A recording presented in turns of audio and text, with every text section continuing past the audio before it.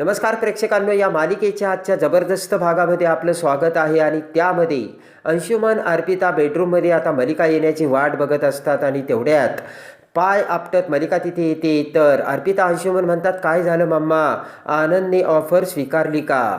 तर रागाने मलिका म्हणते, काय होणार आनंदने, मी त्याला एवढ्या प्रेमाने ऑफर सांगितली होती, पण त्याने सगळी ऑफर ठुकरून लावली, ठुकरून.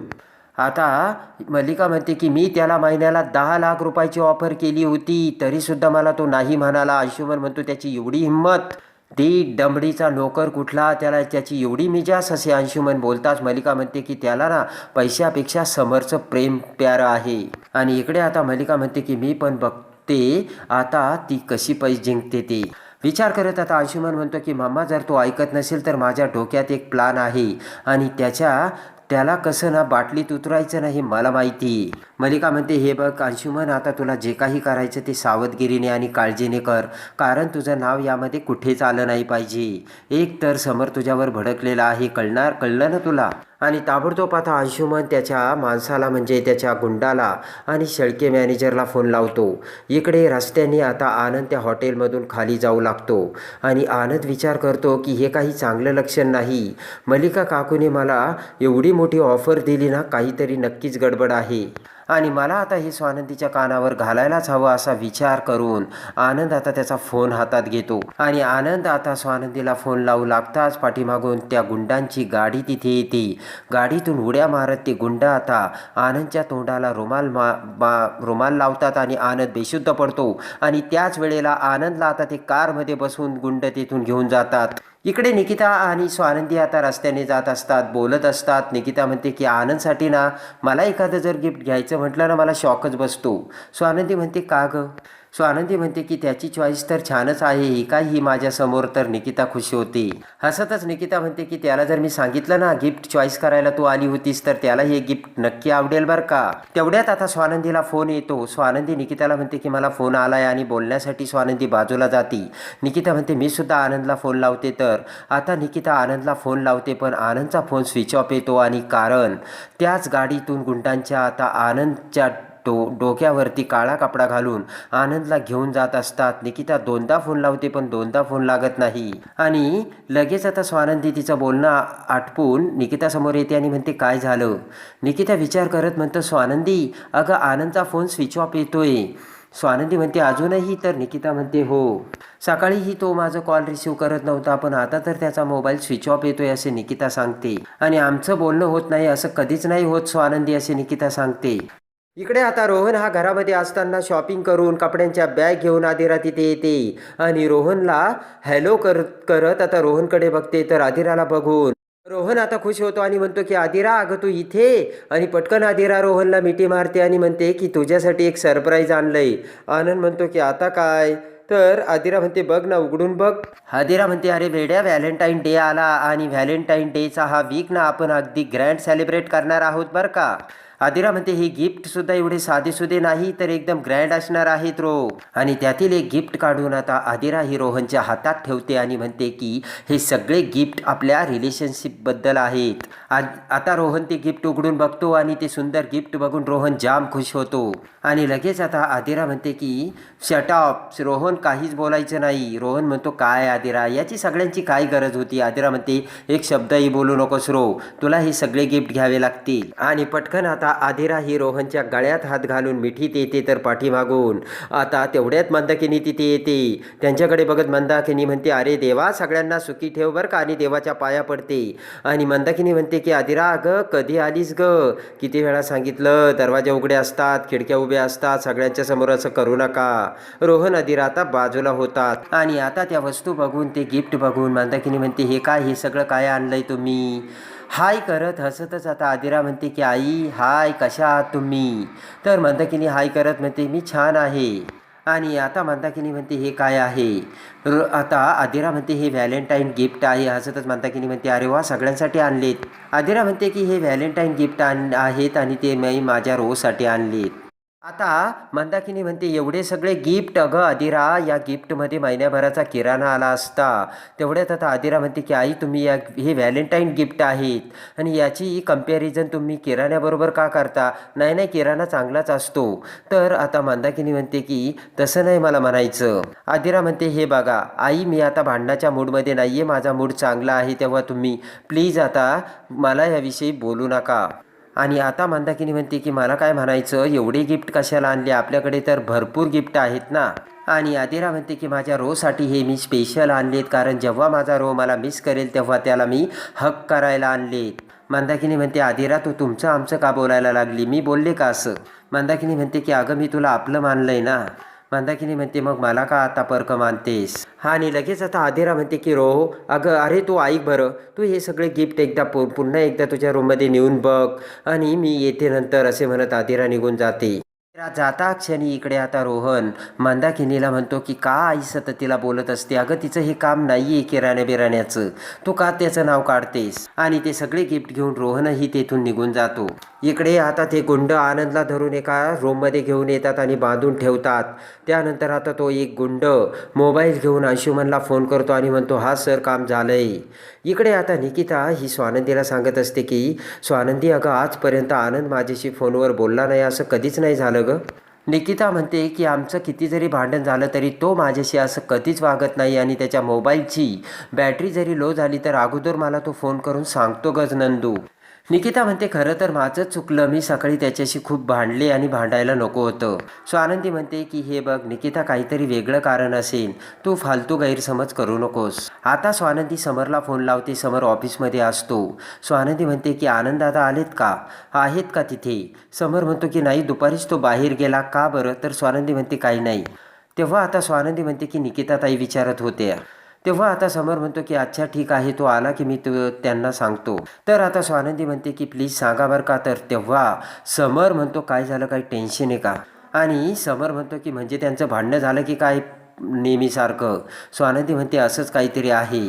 समर म्हणतो निकिताला सांगा की काळजी करू नकोस, तो आला की त्याचं डोकं ठिकाण्यावर आणतोस मी. समर म्हणतो तुम्ही पण टेन्शन घेऊ नका बरं का, रोज सकाळी भांडतात आणि संध्याकाळी त्यांचं भांडण मिटतं. त्यानंतर ते डिनरला जातात, पिक्चरला जातात, त्यांच्या भांडणाला काहीच अर्थ नसतो. स्वानंदी मॅडम तुम्ही टेन्शन घेऊ नका, असे आता समर सांगतो.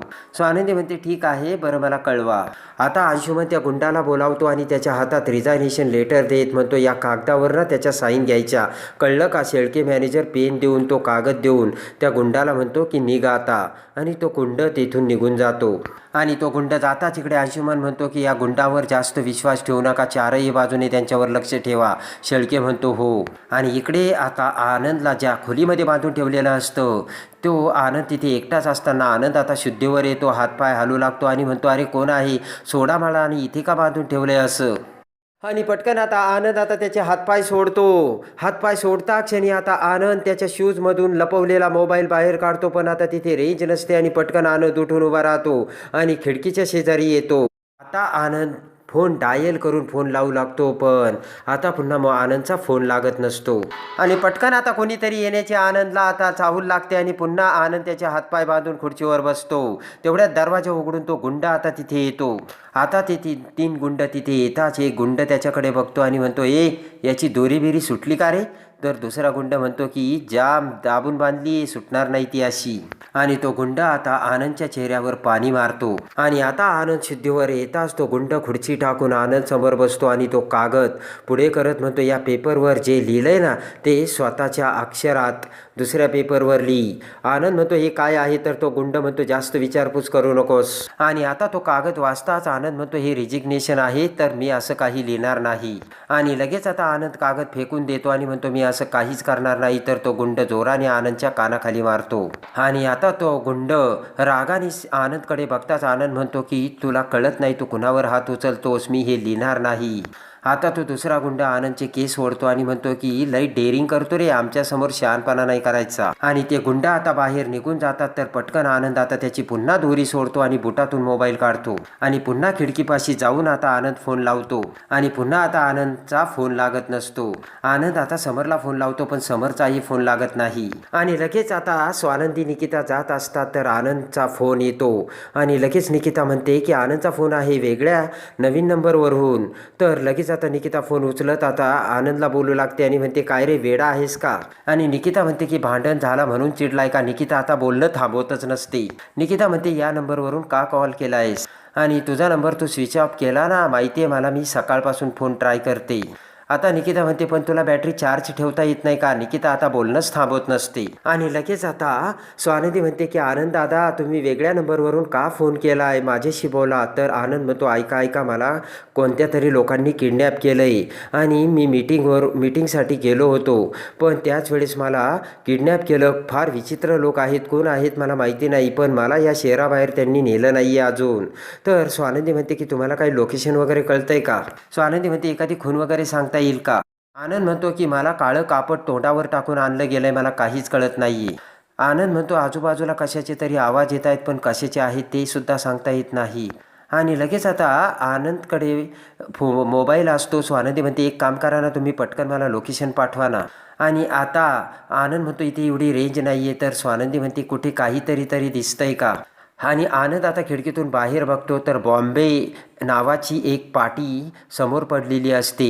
तेव्हा आता आनंद म्हणतो की मला असं वाटतंय की हा कुठला तरी इंडस्ट्रियल एरिया दिसतोय आणि बॉम्बे केमिकल असं काहीतरी इथे लिहिलेलं आहे. आणि आता स्वानंदी म्हणते की पैशाची मागणी केली का. आनंद म्हणतो माझ्याकडे पैशाची मागणी नाही केली, समोरच्या कंपनीत मी काम करतो ना त्यासाठी त्यांनी माझ्याकडे राजीनामा मागितला आहे. तर निकिता म्हणते ते असं का करू राहिलेत. आणि लगेच आता इकडे आनंद म्हणतो हे मल्लिका काकूचंच काम असू शकतं. निकिता म्हणते की पण काकू का करतील असं. तर आता निकिता म्हणते का करतील काकू. तर आनंद म्हणतो मी जी मीटिंग संपून आलो होतो ती मीटिंग काकूबरोबर काकूनी केली होती. आणि आता घडलेली सगळी हकीकत आनंद आता निकिता आणि स्वानंदीला सांगतो. मी त्या हॉटेलमध्ये कसं गेलो आणि मला समोर काकू कशी बसली होती हे सगळं आता आनंद सांगतो. आणि त्या मला म्हणत होत्या समरची नोकरी सोड, मला जॉईंट कर असं बोलत होत्या, मी तुला जास्त पगार देईल. आनंद म्हणतो की मी या सगळ्याला नकार दिला आणि बाहेर पडलो. आणि त्यानंतर हे सगळं झाल्याचे आनंद बोलतो. आणि आता आनंद म्हणतो हे त्यांनीच केलं हे अजूनही मला खात्रीने सांगता येणार नाही. आणि आनंद म्हणतो ते गुंड जर परत आले ना मला अजिबात राजीनामा द्यायचा नाही, पण जर मला त्यांनी परत धमकी दिली तर. आणि आनंद म्हणतो की निकिता आणि मुलांना मारण्याची त्यांनी धमकी दिली तर मला माहिती नाही मी आता काय करू, पण ते येतील आता मी फोन ठेवतो. आणि लगेच आता स्वानंदी म्हणते की आनंद आता ऐका, आता मी सांगते तसं करा. आणि आता स्वानंदी तिचा प्लान आता आनंदला सांगते. आणि लगेच ते ऐकून आता आनंद म्हणतो की ही तर ब्रिलियंट आयडिया आहे. आता आनंद म्हणतो पण आत्ता मला फोन ठेवावा लागेल आणि बाय असे म्हणत आनंद फोन ठेवतो. आणि पुन्हा आता आनंद फोन ठेवतच आता त्याची हातपाय पुन्हा दोरीने बांधून खुर्चीवर बसतो. निकिता आता काळजीत पडते आणि म्हणते की आनंदला जर काही झालं तर. स्वानंदी म्हणते हे बघ काही नाही होणार. आणि स्वानंदी म्हणते की हे बघा काय म्हणत होते ते बॉम्बे केमिकल. निकिता ताई तुम्ही गाडी घ्या, मी तोपर्यंत सर्च करून बघते. आणि निकिता गाडी आणायला जाते. आणि त्यानंतर आता ते गुंड पुन्हा आता आनंदकडे येतात. तर आनंदला आता निकिता आणि त्याच्या मुलांना मारण्याची धमकी देताच आनंद आता रिजिग्नेशन लेटरवर सही करायला तयार होतो. आणि ते लेटर लिहून त्यावर सही करून ते गुंडांना देतो. तर ते गुंड आता कारमधून आता पुन्हा रस्त्यावरती येऊन आनंदला ढकलून देतात आणि निघून जातात. त्याच वेळेस आता स्वानंदी, निकिता आणि आनंद हे समरच्या कंपनीत येतात. तर आनंद स्वानंदी आणि निकिताला बघून इकडे समरला धक्का बसतो. आणि लगेच आता घडलेली सगळी हकीकत आनंद हा समरला सांगतो आणि म्हणतो की मला तुझ्या जॉबवरून रिझाईन देण्याची धमकी दिली आणि निकिता आणि मुलांना मारण्याची धमकी दिली. तर लगेच आता समर म्हणतो काय. तर स्वानंदी म्हणते मला अजून एक सांगायचंय. आणि लगेच आता स्वानंदी म्हणते की मल्लिका काकूंनी आनंदला नवीन जॉबसाठी अपॉर्च्युनिटीज असल्याचे सांगितले होते आणि त्यांच्यासाठी जॉब कर असे बोलले होते. तर ते ऐकताच आता समरला धक्का बसतो. आणि स्वानंदीने ब्रिलियंट आयडिया करून आनंदला सोडून मल्लिकाचे सत्य समोर आणलेले असते आणि उडालेला असतो तो धमाका. तर आता प्रेक्षकांनो समर मल्लिकाला कोणती शिक्षा देणार हे बघण्यासाठी आणि या मालिकेच्या डेली अपडेटसाठी आपल्या चॅनलला लाईक करा, सबस्क्राईब करा.